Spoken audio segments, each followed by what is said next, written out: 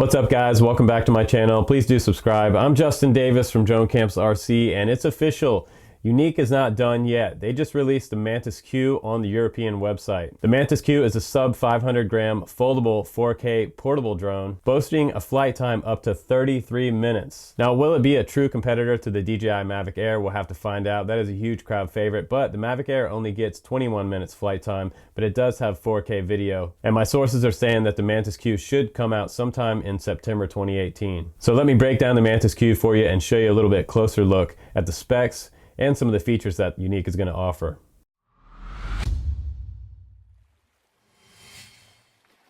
Now, first things first, when you're looking for a travel drone, you want something portable, so they did make it foldable, which is totally great. Now, the next thing is that the 33-minute flight time, that is unbelievable. More than any other portable drone, foldable drone on the market. Now, you may have noticed also in the trailer, they have voice control shown first, and they're really big on this because you can say Mantis Q, wake up, and it will turn on. You can say Mantis Q, take off, and it will actually take off out of your hand. And that's all great, but what we're really interested is, what is the video resolution? And it says EIS 1080p electronic image stabilization. That means that I'm not sure that we have stabilized 4K on this drone, so that's kind of concerning me. If it's going to be a competitor to some of the DJI drones, they really need to do some type of stabilized, mechanically stabilized 4K gimbal, whether it's a 2-axis or a 1-axis gimbal. But also that depends on the price point. If the price point on this drone is actually coming out pretty low, then that can be something that we can deal with.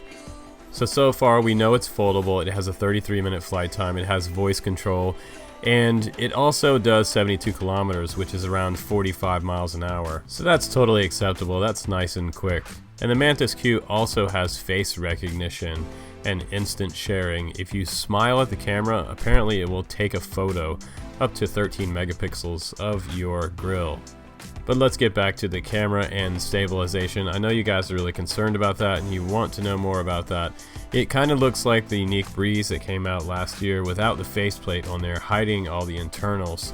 I don't see any type of brushless motors holding that camera in place, so it looks like it might be suspended by some type of grommet system that they have up above that camera mount. So until we can take one apart and show you what's inside there, it's going to be a mystery to me. But it does shoot 4800 by 2700 pixels, 16 by 9, and it also shoots 4:3, that's 4160 pixels by 3120 pixels.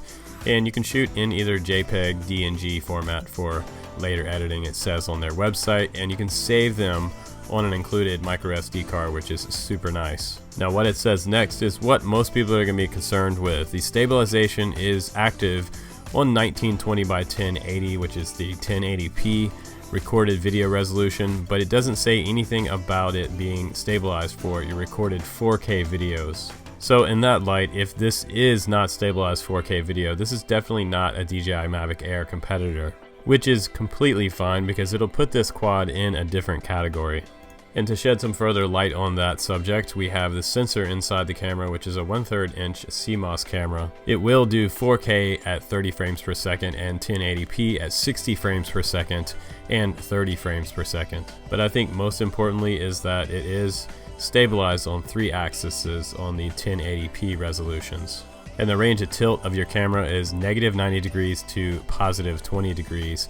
It has a field of view of 117 degrees, so that's actually quite narrow. It's not a super wide view, which is pretty nice. And the micro SD card that's going to be required is going to be a class 10 or a U3 style micro SD card. You can use from an 8, a 16, a 32, a 64, and as big as a 128 gigabyte micro SD card. And you also have some other variations controlling your camera. You have the exposure compensation, you have white balance for different settings in that, from auto all the way up to lock, sunny, cloudy, fluorescent, incandescent. You have different scenery modes you can select: nature, saturation, raw, night, and soft. You have different metering modes, which is great. Photo modes, it looks like there's only 2 photo modes: single shot and face detection. And the download speed is going to be around 1 megabytes per second. Now let's go ahead and talk about the range of the Mantis Q. A lot of people want to know this. The number of channels on the remote are 10, and it says it'll do up to 1.5 kilometers. That's for FCC USA standards. And for the CE standard in Europe, it's going to be 800 meters for your optimum conditions of flight control and distance. And it looks like the battery that is inside the remote is built in is a 1S 3000 milliamp Li-ion built-in battery, rechargeable by USB. So that means that we're probably going to get a few days operation using this remote out in the fields. You probably shouldn't have to recharge this one too often. Now the app itself is going to be downloadable in the iOS or the Android store, and you can install that on your phone and connect to the Mantis Q. Now once you're connected, it does say that for Android users you're going to need to have some data connection to your phone for the voice recognition to work. And one note to Apple phone owners, you're going to need to use iOS 9 or above to use this app. If you want to use voice control, you're going to have to use iOS 10 or above. And it says if you want to use voice control with local processing, you're going to have to use iOS 11 or above. Wake up, Mantis. Take off. I'd be a little afraid if someone woke me up like that, but you have other flight modes on here that are native to Yuneec. Journey mode is where you can fly out on a cable and you can check out your scenery as a selfie reveal, and you can fly back to yourself all in one action, which is kind of neat. You also have another mode called point of interest, which is great because you can do orbit mode around yourself in any type of situation, which is really nice. That's a lot of people expect that. And the next mode we have is visual tracking, which is essentially follow me. You can make a selection around yourself, put your controller in your bag, and skate away into the sunset. You can also record yourself snowboarding or mountain biking or whatever. That's kind of nice. Now the next feature on the Mantis Q is IPS, Indoor Positioning System, which is essentially your optical flow on the bottom. So it sees the floor without using GPS, and it won't hopefully crash into your walls. It also has return to home because it is operating with GLONASS GPS on board, and that means dual GPS, American and Russian satellite standards.